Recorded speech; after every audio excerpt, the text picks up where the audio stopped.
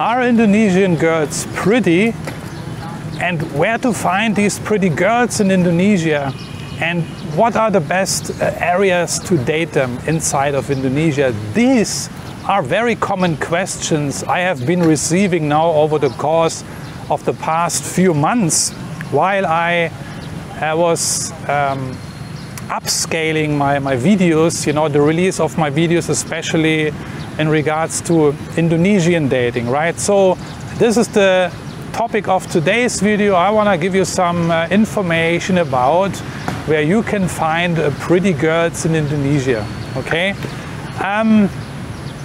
Of course, especially for the female viewers of this video is addressing the male, the man, you know, because we males, we men, we predominantly are guided by our visuals, right? So when we decide if we want to approach a girl, we first and foremost always mostly look at her physiques, right? How does she look?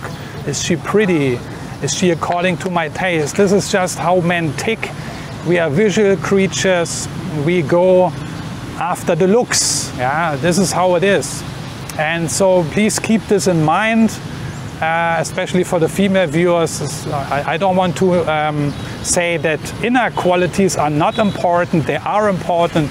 I will mention one in the course of this video, but since these questions are all about the physiques and are there pretty girls and where to find the pretty girls, I will address this today and talk about pretty girls in Indonesia.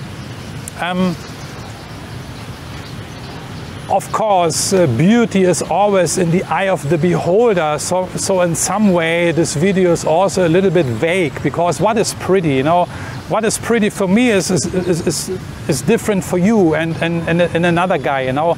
I like small girls, you like taller ones, some guys are like more chubby girls, you know, it's so different, you know.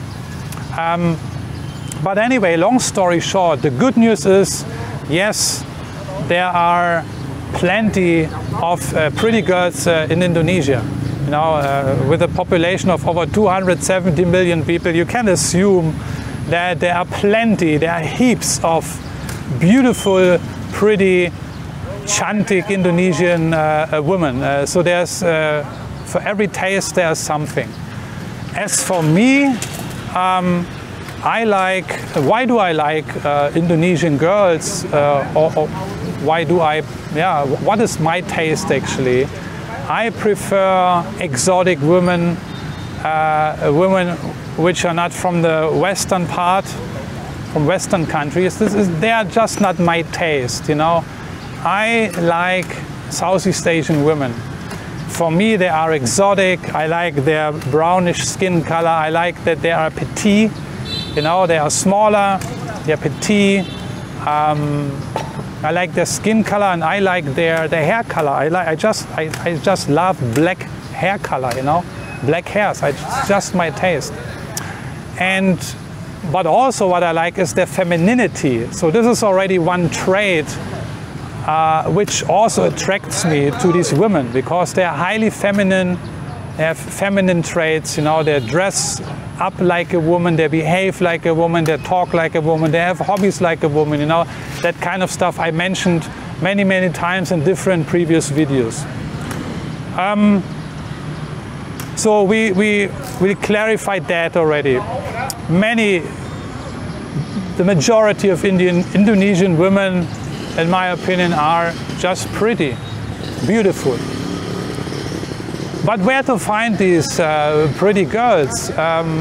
If the majority of Indonesian women are pretty, in my opinion, then you can assume that you can find them, of course, all over the country. Now, Indonesia is a big country, over 17,000 islands, right? And also you need to understand that you cannot say, for example, on this island you find all the 10s, yeah? on a rating from 1 to 10, you know, sometimes men like to rate the woman. Oh, how do you rate this woman? Is she a 9? Is she a 7? Is she a 4? So you cannot say that, for example, on the island of Sumatra, you can find all the very pretty, beautiful model type of girls, you know, the 10s. And on Java, you only find the 7s. No, it's not like that. Inside of Indonesia, there is a domestic migration going on due to economic reasons and stuff like that. So I will talk about this in a minute. But yeah, you have some distinctions between the islands, but there's also, like I said, a domestic migration going on. So people are mixing up. They're moving from Bali to Sumatra, from Sumatra to Bali, from Jakarta to Maluku, and all over the place, or even to the far east in Papua province, you know. So Indonesia is pretty much mixed up very well. So all the 1,300 ethnicities who are there in Indonesia, and that's quite a lot, they are mixed up very well, okay? But of course you also have a foreign influence, and I would assume because of the Dutch colonization history, we have some Dutch blood, let's say, inside of Indonesia, but this is very, very minor. The other more predominant foreign influence is the Chinese one. Yeah? We have a large group of Chinese people who are living inside of Indonesia. So they are from Chinese descent. Their families already arrived in Indonesia many hundreds of years ago due to trading and other stuff. And yeah, these Chinese people inside of Indonesia, like the other Chinese around the world, they actually like to stick among themselves. So they're married Chinese and they give birth to Chinese looking children. But some of them in Indonesia are also mixed up. So they marry other tribes, other ethnicities. Yeah?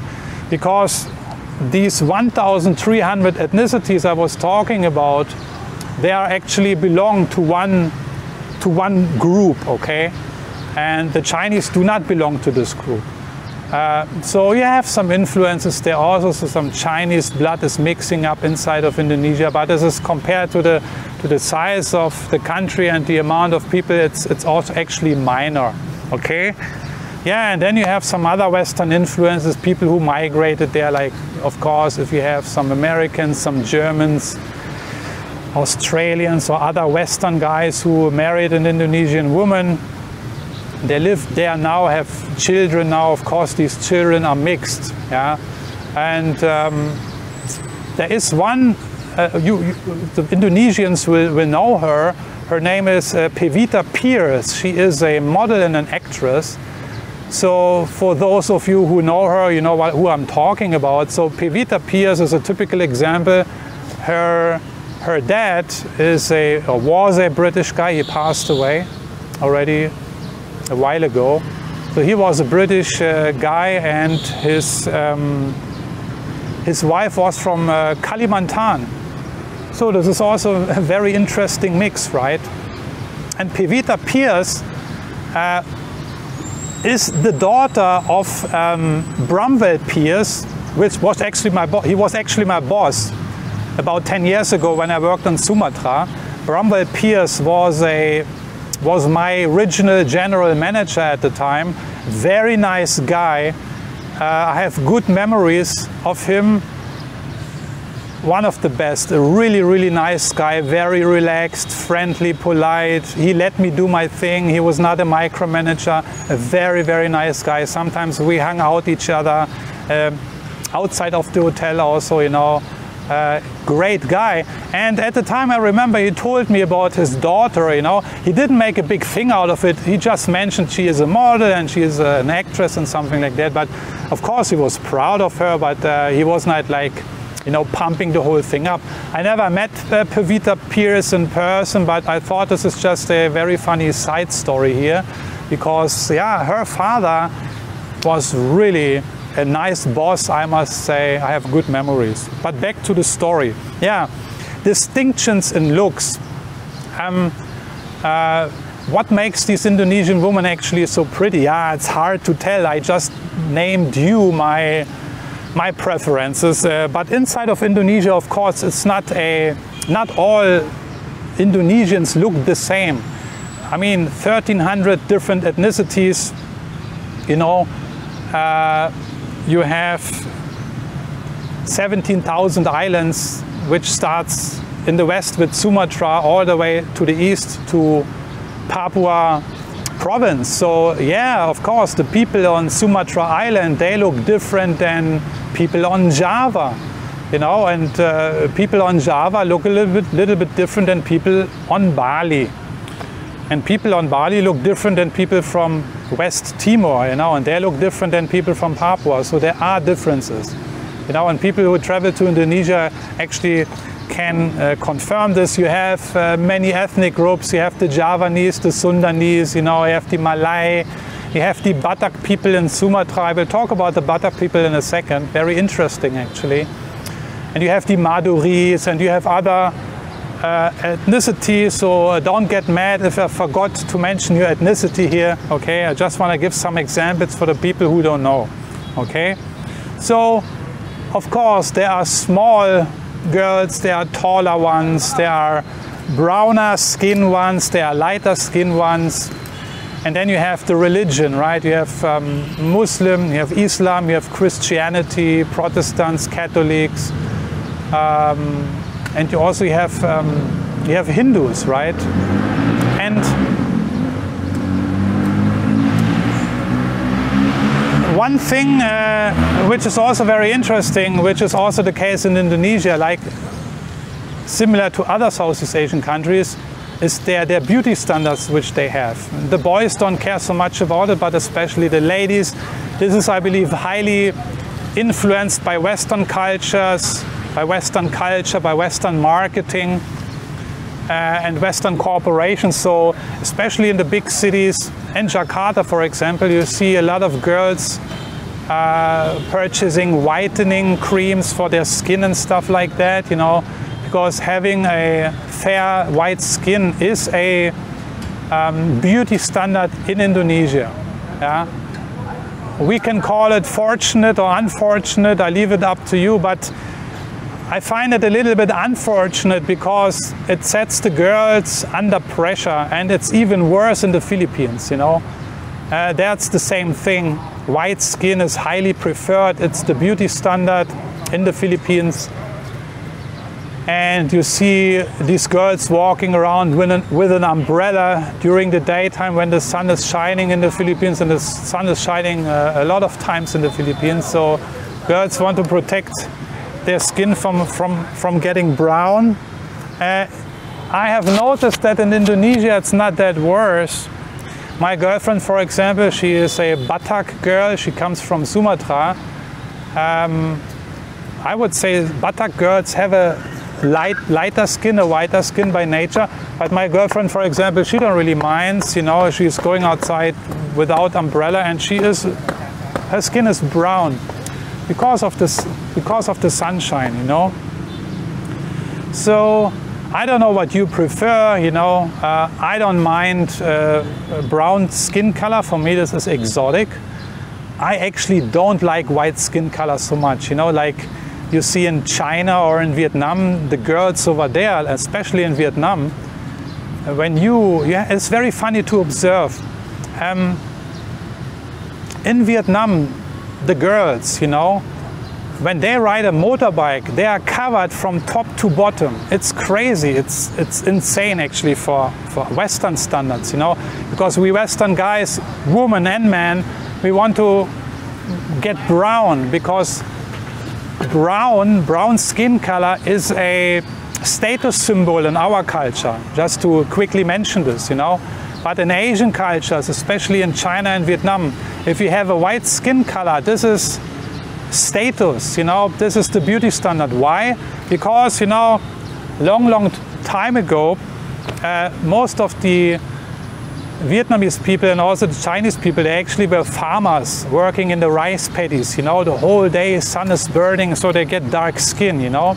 And only the very rich people who needed to work, They stayed at home and just, I don't know, counted their money.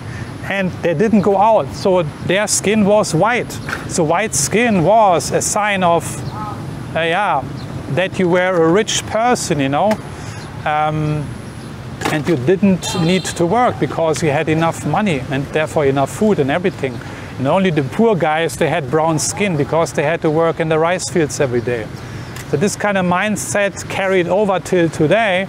That's why white skin is a beauty standard still today in Vietnam. You see these ladies, the men don't care so much, but the ladies, they wear a mask, sunglasses, they're wearing coats, even hand gloves when they're riding their scooter or motorbike, and outside is bloody 35 degrees. For me it's unimaginable, but for them it's very, very important that they protect their skin from becoming brown. You know, they are really adamant about it.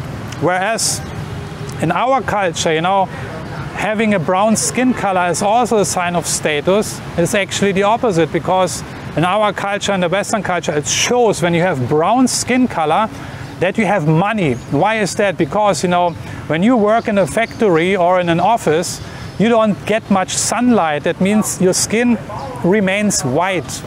You know, oh, look at this poor guy, he is white-skinned and he has no money to go on a vacation, right? And besides of that, in Western countries, white skin is also, when we are very white, you know, you don't look healthy. It's a sign of sickness. So that's what rich people do in Western countries when they have money. They go on a holiday, they go on a vacation, they travel to Spain, to the Canary Islands, to the coast side.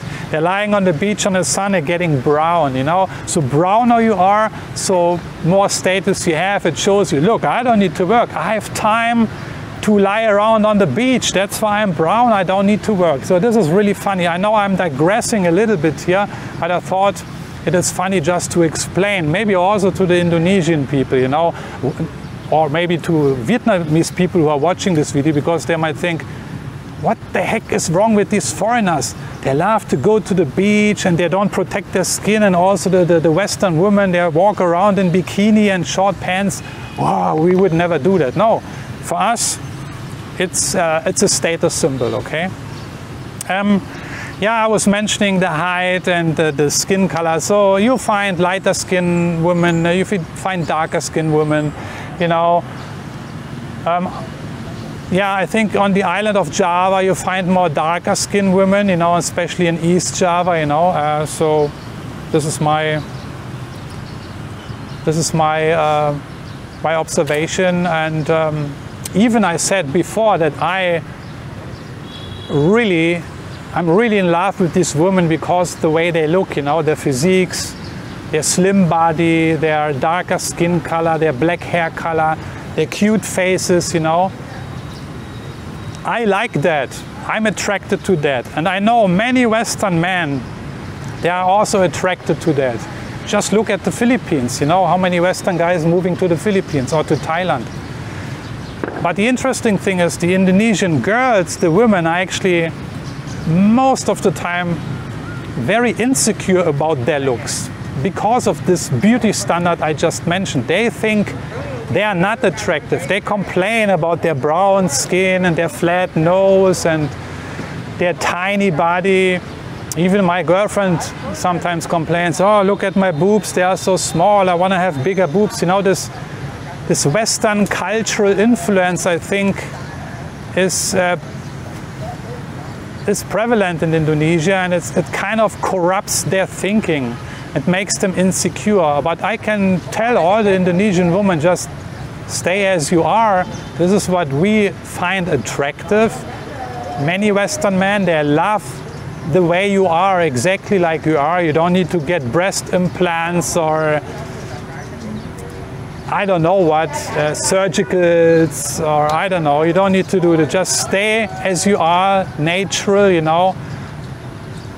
Don't lose your femininity. And I'm pretty sure that many Indonesian men also love the way their Indonesian girls are, you know, just natural and pretty and beautiful. So, yeah, my claim is that Indonesian women actually should get into a different mindset, and should be more confident about their looks, knowing that actually even many Western men prefer Indonesian women exactly because of their looks,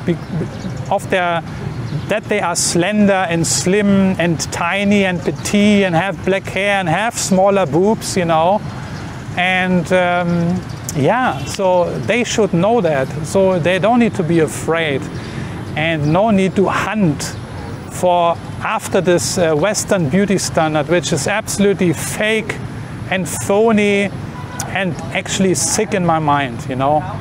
But that's a different story. It's all about marketing and selling products anyway. And if you can brainwash Indonesian women to believe that white skin and a taller height is attractive and desirable, then these ladies are screwed for the rest of their life, because they will never have by nature lighter skin, right? And how can they grow? I mean, a grown-up woman in Indonesia is probably between 1.50 meter and 1.65 meter, yeah, to give you the centimeters here, I don't know, inches.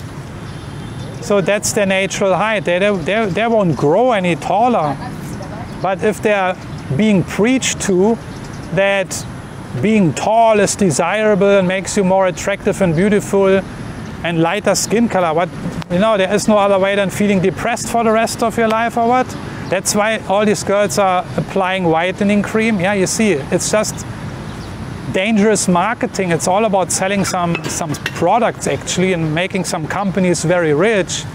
But at the end of the day, it doesn't help you as this Indonesian woman. You just waste your money and you're running around with a complex, feeling insecure all the time, and you think you are inadequate, you know. You don't meet the beauty standard, you know, which some rich corporations actually set for you. You know, so it's all nonsense. So don't believe that, okay? That's very detrimental for your psychological health also. You are pretty, you are beautiful, at least in my opinion, but also many Western men see it the same way. That's why I'm also doing this video, to promote Indonesia and also to promote Indonesian women, because they are pretty and gorgeous in my opinion. Yeah? And for the Indonesian guys, no need to be jealous. I received some comments, very, very small fraction seem to be a little bit jealous of the Westerners. Look, there are so many Indonesian girls in Indonesia. I mean, there is no shortage. You know, there's enough for everyone, so to speak, right? Yeah. So, what is the best place actually to look for Indonesian women? Yeah, you have to ask yourself first, what are you looking for? What do you want? You know, do you only want fun? You know, then I advise you go to Jakarta or to Bali, you know, hang out in some clubs and bars, you know, no problem. If you are serious, about a serious relationship which leads to marriage, yeah, then you have to consider the religion. Are you a Christian? Then I suggest Sumatra, for example, or the eastern parts of Indonesia. If you are a Muslim and want to date or marry an Indonesian woman, you can find them anywhere in Indonesia. Indonesia is a Islam-dominated country, right? So what do you want? What are you looking for? This is what you have to clarify for yourself. And how to find these pretty girls, I have made videos about this. You want to check them out, okay? How to approach Indonesian women and stuff like that. I was talking about this in the past. Again, if you are just after fun, yeah, how to find fun girls? Yeah, you go into a bar in Jakarta or maybe in Bali, and then you just wait and sit there until you get approached by some hookers, and then the rest will be history. So it's very easy. But of course, if you are for a serious relationship, then yeah, you can try the dating sites, you can work in Indonesia if you have the opportunity. That's always the best thing if you really work inside of Indonesia, if you are lucky enough to work for a company inside the country, because naturally you will meet local folks, local people, local women. That's the best. The best way actually to find good local women is when you are stationary inside the country. Just one viewer commented the other day, she met her husband in a gym inside of Indonesia. So this is also a way to find Indonesian women. Indonesian women also hang out in the gym, they work out, right? Or maybe some of them, they're precisely go inside the gym because they know that some Westerners will be hanging around there, who knows. But in any case, if you are serious in a serious relationship with an Indonesian woman, you also need to bring a lot of patience with you, okay? It's a conservative country, women are very shy and passive. There is no shortage of gorgeous and good women in Indonesia, but you need patience. You know, this quick pick-up line Hollywood thing is not working in Indonesia. Also because of the language, you know, the English abilities is very limited. English speaking abilities are very limited. We can't compare it to the Philippines yet. I hope it will improve in the future. Yeah, and this is how to find Indonesian women. I talked about this also in other video. Last but not least, I want to mention the Batak girls, because I was in a relationship with a Batak girl for many years in previous years, and my current girlfriend also is a Batak girl. I don't know if this is coincidence or not, but if you are a Christian, if you are a Protestant, for example, then yeah,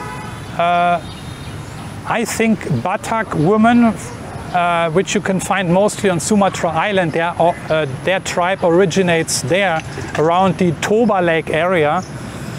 If you are a Christian Protestant, yeah, most likely the Batak women, the Batak girls would be a great fit for you. It is said that they are very loyal, very caring, very hardworking, and they have a strong character, you know. So I don't want to say that the rest of Indonesian women don't have that. Also, plenty of Indonesian women all over Indonesia, they are loyal, they are caring, they are sweet, they are great wives, they want to be great mothers. All these women want to be that. But in my experience, yeah, the Batak women, they have a certain character which actually suited me very well, me as a German, you know. And it's also funny, it's the other way around. It seems to me that Batak women are actually favoring Western guys. I don't want to say they're favoring German guys, but I would say they are favoring Western guys. Why that is, I don't know. Maybe that has to do with our mindset, our Western mindset. Maybe it is true that Batak women have a stronger character, and therefore they are looking also for a different mindset, kind of Western, stronger character guy. I don't know. All I know is, I know the history a little bit about the Batak tribe in Sumatra. And I know that in the 19th century there was a German missionary coming to Sumatra. In 1864 he arrived in Sumatra and he started to do his missionary job. I just want to mention this here. I know if I bore you to death, then I'm sorry, but I think it's important. So he came from Germany all the way to Sumatra, started to introduce the Protestant faith to the Batak tribe, to the Batak people. And long story short, he was very, very successful.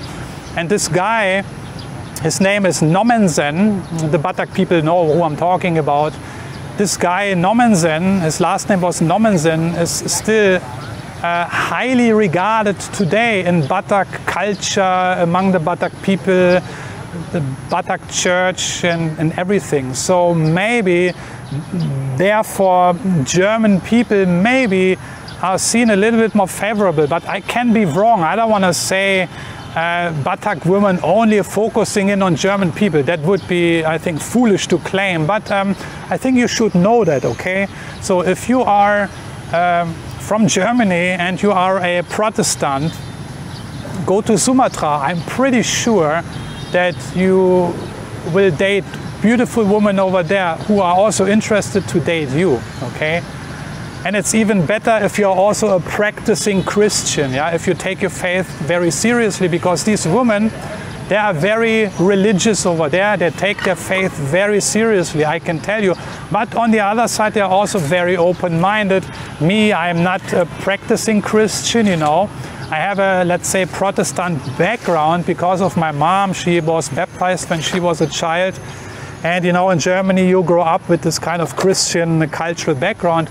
But my girlfriend, she don't mind, you know, that I'm not a practicing Christian, that I don't go to church every day.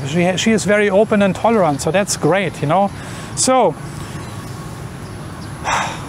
again, short story long, conclusion, yes, Indonesia has tons of pretty girls. Now you know where to find them, what the distinctions are. And if you ask me how to rate Indonesian girls on a scale of 1 to 10, I will not do this here because I think it's stupid, you know, to rate in terms of looks. You can find anywhere, you can find anything, anywhere between 1 and 10 in Indonesia, okay? Certainly the majority of Indonesian women are not 10s. What is a 10 anyway? Is Pita Pierce a 10? Maybe, maybe not, you know. So I leave it up to you how you rate and scale, or how you rate these women. I leave it up to you, but 100% sure is that you can find tons of pretty, beautiful, gorgeous, caring, hardworking, loving women with character, which are feminine, you know, which is also very important for more and more Western guys. So with that being said, I'm checking out for today. I hope you liked this video. I hope, yeah, I could give you some useful information here. I'm gonna see you in the comment sections. Looking forward to your comments. And at the same time, I want to thank you everybody who commented on my video, which I released, I think, a few weeks ago, 2 weeks ago. Yeah, great feedback. So I'm done for today. Thanks for watching, and I'm gonna see you in one of my next videos. Take care. Bye bye.